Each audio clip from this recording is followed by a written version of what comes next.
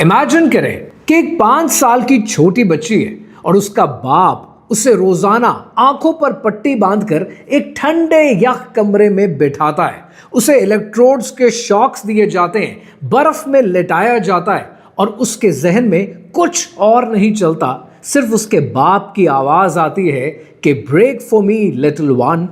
और उसको हर एक दिन छोड़कर एक दिन भूखा रखा जाता है। उसे रोजाना सुबह उठने के बाद अलमारी में घंटों के लिए बंद कर दिया जाता है, सिर्फ इसलिए कि उसकी पर्सनालिटी शैटर हो जाए, वो स्प्लिट पर्सनालिटी पैदा कर पाए और वो ओबीडिएंट बन जाए, फर्माबरदार बन जाए। इस लड़की को रोबोट की तरह प्रोग्राम किया गया ताकि ये एक दिन दुनिया के प्रेसिडेंट्स को सेड्यूस कर सके, स्टेट सीक्रेट कोरियर कर सके और अगले दिन उठकर सब कुछ भूल चुकी हो, उसे कुछ याद ना हो।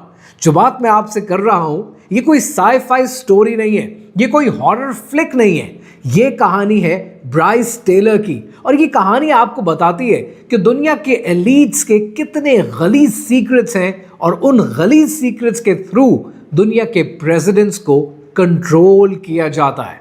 कहानी क्या है, आइए समझते हैं।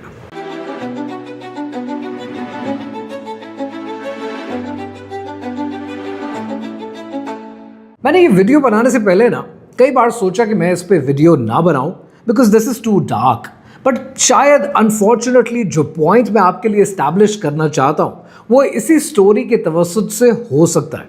ये कहानी है ब्राइस टेलर की और ये कहानी शुरू होती है 1951 के कैलिफोर्निया में, जहां पर एक बच्ची पैदा होती है और उसका नाम रखा जाता है सू कैरल फोर्ड, जो बड़े होकर ब्राइस टेलर के नाम से जानी जाती है। सो इस कहानी के लिए हम इसे ब्राइस की कहानी लेकर चलते हैं। जब बच्चे पैदा होते हैं ना, उनको लगता है कि उनके माँ बाप उनसे बहुत मोहब्बत करेंगे, वो एक नॉर्मल सी फैमिली में पैदा होंगे और शायद ब्राइस के जहन में भी अपने माँ बाप को लेकर कुछ ऐसा ही इंप्रेशन था। लेकिन इसका बाप एक नेवल ऑफिसर था, लेकिन उस नेवल ऑफिसर के पास, उस इलेक्ट्रिशियन के पास क्लासिफाइड क्लियरेंस मौजूद थी, यानी खास इंफॉर्मेशन उस तक पहुंचती थी। उसका बाप उसे एक टॉडलर की शक्ल में, एक बच्चे की शक्ल में नहीं देखता था, उसका बाप उसे एक रॉ मटेरियल की शक्ल में देखता था। इसलिए उसके ऊपर एक्सपेरिमेंट्स किए जाते थे, भूखा रखा जाता था, अलमारी में बंद किया जाता था, बर्फ के डले के नीचे उसको बिठाया जाता था ताकि उसकी पर्सनैलिटी के अंदर एक ऑल्टर पर्सनैलिटी पैदा हो सके।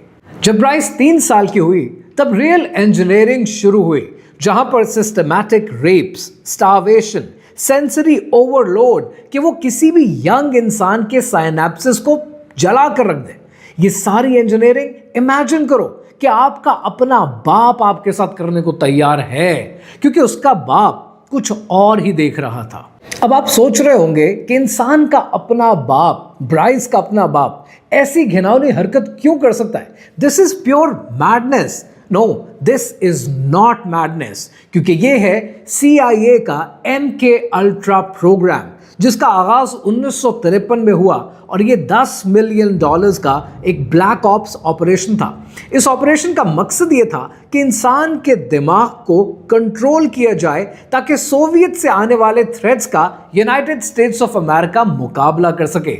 ये प्रोग्राम 1970 में डीक्लासिफाई हुआ और इसकी डीक्लासिफिकेशन के बाद ऐसे ऐसे इंकशाफात सामने आए हैं कि आप सुनेंगे आपके लिटरली रोंगटे खड़े हो जाएंगे। जब ये प्रोग्राम डीक्लासिफाई होता है तो पता ही चलता है कि 80 से ज्यादा इंस्टीट्यूशंस के अंदर ऐसे बच्चों की ट्रेनिंग की जा रही थी जिनके अंदर स्प्लिट पर्सनालिटी और ऑल्टर पर्सनालिटीज क्रिएट की जा रही थी। कॉलेज की मासूम लड़कियों को LSDs देकर CIA के इस MK अल्ट्रा प्रोग्राम का हिस्सा बनाया जाता था। इलेक्ट्रोशॉक के जरिए लोगों की याददाश्त भुलाई जाती थी और हिप्नोसिस के जरिए उन्हें असैसिन में कन्वर्ट किया जाता था। ब्राइस को बचपन से जिस प्रोग्राम का हिस्सा बनाया, ये MK अल्ट्रा के अंडर चलने वाला प्रोजेक्ट मोनार्क था।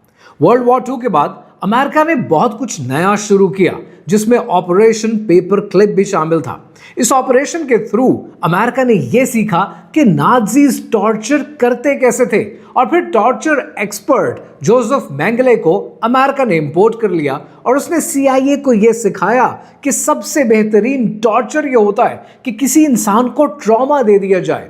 जब वो ट्रॉमा का शिकार होता है तो उसकी साइकी बदलने लगती है, उसके अंदर ऑल्टर होती है उसकी पर्सनालिटी, सेपरेट पर्सनालिटीज पैदा की जाती हैं और उन पर्सनालिटीज को कोड के जरिए ऑपरेट किया जा सकता है। अगर आपने मूवीज ग्लास या स्प्लिट देखी हो तो ये मूवीज के अंदर आपको एग्जैक्टली बताया गया है कि कैसे स्प्लिट पर्सनालिटीज और ऑल्टर पर्सनालिटीज एक ही इंसान के अंदर एग्जिस्ट कर सकती हैं।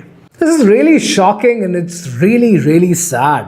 जितनी मैं ब्राइस की कहानी पढ़ता हूं ना, मुझे लिटरली रोना आता है कि कैसे एक बाप अपनी ही बच्ची के साथ ये सब कुछ कर सकता है।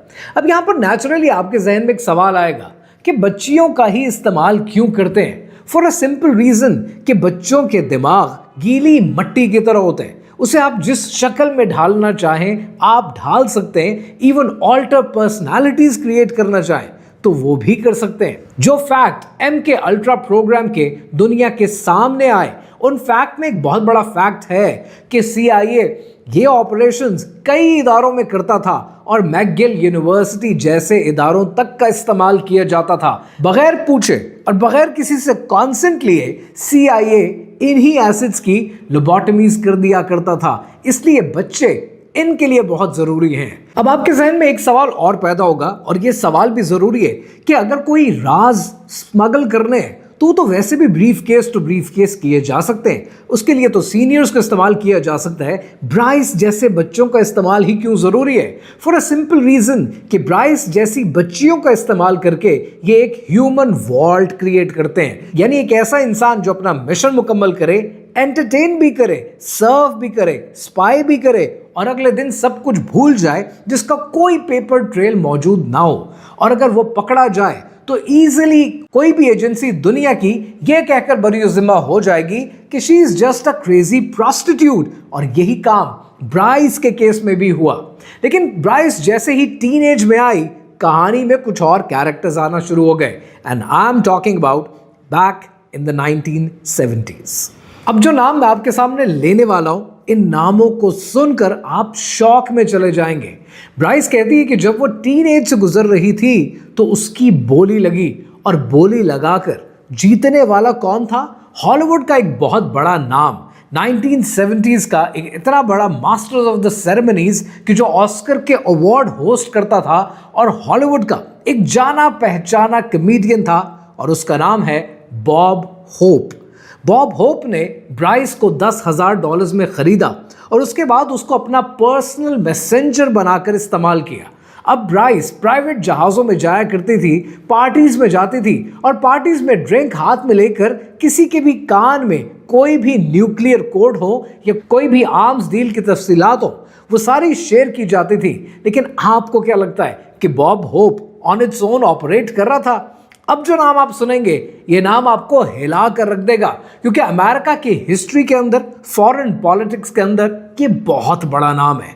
बॉब होप को ऑपरेट करने वाला कोई और नहीं, खुद हेनरी किसिंजर था। हेनरी किसिंजर, जिसको आप शटल डिप्लोमेसी के नाम से जानते हैं, यमन में होने वाली डिस्टेबलाइजेशन के नाम पर जानते हैं, मिडिल ईस्ट में होने वाले केओस के नाम पर जानते हैं, ईरान कॉन्ट्रास की आर्म डील्स के हवाले से जानते हैं। हेनरी किसिंजर ने फिर ब्राइस को अपना पर्सनल डिस्पैचर बनाया, जिसका काम यह था कि वो पार्टीज में जाए, रातें गुजारने के लिए जाए और वहां पर कान में कोई न्यूक्लियर एसिड के कोड्स बताने हैं, कोई राज बताना है, कोई ब्राइबरी करवानी है, कोई मुखबरी करानी है, वो राज वो कम्युनिकेट करे और अगले दिन फ्रेश कोड के साथ रीस्टार्ट और ब्राइस सब कुछ भूल जाए।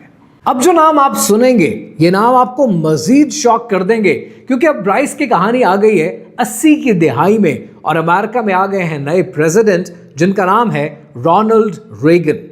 जितनी बातें मैं आपके साथ शेयर कर रहा हूं ये मैं अपनी तरफ से नहीं कर रहा, ये सब बातें ब्राइस टेलर ने अपनी किताब में लिखी हैं और उस किताब का नाम है थैंक्स फॉर द मेमोरीज। और ब्राइस लिखती है कि रेगन के दौर में कुछ ऐसी पार्टीज होती थी जिसमें बहुत से मर्द और बहुत सी औरतें इन्वॉल्व होती थी। उन पार्टीज का नाम मैं इस वीडियो के लिए नहीं लेना चाहता। उन पार्टीज के अंदर कॉन्ट्रास को कौन से आर्म्स की डील होगी, वो डील रेगन ने उसी पार्टी में साइन की और साइन करने के बाद वो हथियार किस रूट से जाएंगे ये कम्युनिकेशन करना ये ब्राइस का काम था। ब्राइस ने सिर्फ रोनाल्ड रेगन की बात नहीं की, ब्राइस ने जिक्र किया है जॉर्ज बुश सीनियर का भी। और जॉर्ज बुश सीनियर के हवाले से ब्राइस ये कहती है कि जॉर्ज बुश उसे बोहेमियन ग्रूव ले गए, और बोहेमियन ग्रूव को एक बार इंटरनेट पे सर्च कर लीजिएगा। इसके हवाले से बहुत सी ऐसी डार्क कॉन्स्पिरेसीज हैं, बहुत सी ऐसी इंफॉर्मेशन है जो शायद मैं इस वीडियो में नहीं बता पाऊंगा। ब्राइस कहती है कि George Bush senior mock sacrifice के जरिए एक ऐसे सेटनिक रिचुअल में ब्राइस का सैक्रिफाइस किया करता था कि जो बताने के काबिल नहीं है। जो बातें आपने इल्यूमिनाटी के हवाले से, फ्री मेसन्स के हवाले से सुन रखी हैं, वो सारी आपको प्रैक्टिकली होते हुए नजर आती हैं। यहां तक कहती है ब्राइस कि उस पार्टी के अंदर हेनरी किसिंजर ब्लैकमेल करने वाली वीडियोस और फाइल्स भी लोगों को दिया करता था। लेकिन ये जितनी बातें ब्राइस ने कही हैं, क्या ये एक औरत है जो शायद पागल हो चुकी है और सब बातें अपनी किताब में लिख रही है? हरगिज़ नहीं। इसी दौर में एक और लड़की का नाम सामने आता है और उसका नाम है कैथी ओब्रायन। कैथी ओब्रायन की कहानी ब्राइस टेलर की कहानी से बड़ी मुताबिकत रखती है।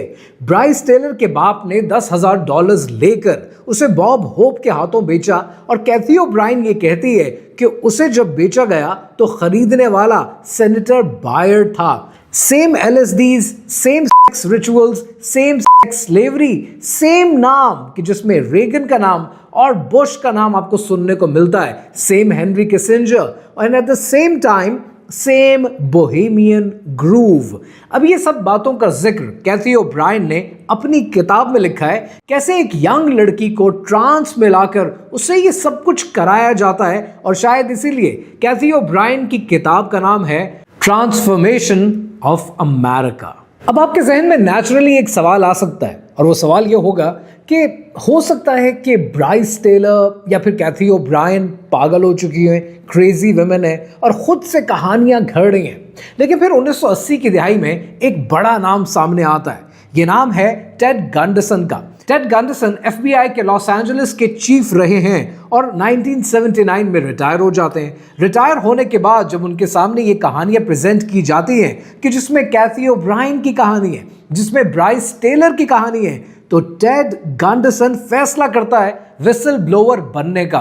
और वो कहता है कि ये जो कह रही हैं ये बिल्कुल सही कह रही हैं, क्योंकि CIA और FBI के अंदर ऐसे बहुत से प्रोग्राम्स चलते हैं जहां पर वो कुछ होता है जो बताने के काबिल नहीं है। खुद टेड गंडरसन ही कहता है कि CIA के ब्लैक ऑप्स के अंदर बहुत से बच्चों का इस्तेमाल किया जाता है। कहीं पर उन्हें सेक्स टॉय बनाया जाता है, कहीं पर उन्हें सुपर टॉय बनाकर प्रेसिडेंट्स को प्रेजेंट किया जाता है। टेड गंडरसन ने तो इस कहानी की सच्चाई बता दी, लेकिन यही सवाल जब एक साइकोलॉजिस्ट से किया गया, डॉक्टर पैमेला मंडे से, कि जो ये कह रही है क्या ये सच है कि नहीं। अभी मैं आपको ये सुनाता हूं कि डॉक्टर पैमेला मंडे ने क्या कहा। बीइंग अ साइकोलॉजिस्ट, ये सुनकर आप हैरान हो जाएंगे। उसने कहा कि अगर ये वाहिद औरत होती जो मेरी जिंदगी में मुझसे मिली है और उसने ये सारी बातें बताई हैं, तो मैं कभी इस पर यकीन ना करती। लेकिन अब तक 60 से ज्यादा औरतों से मैं मिल चुकी हूं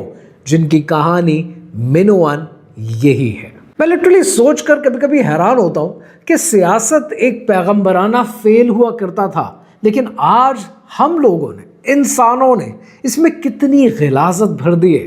ब्राइस टेलर की कहानी पढ़ता हूं, लिटरली रोंगटे खड़े हो जाते हैं कि ये सब कुछ हमारे इर्द गिर्द हो रहा है।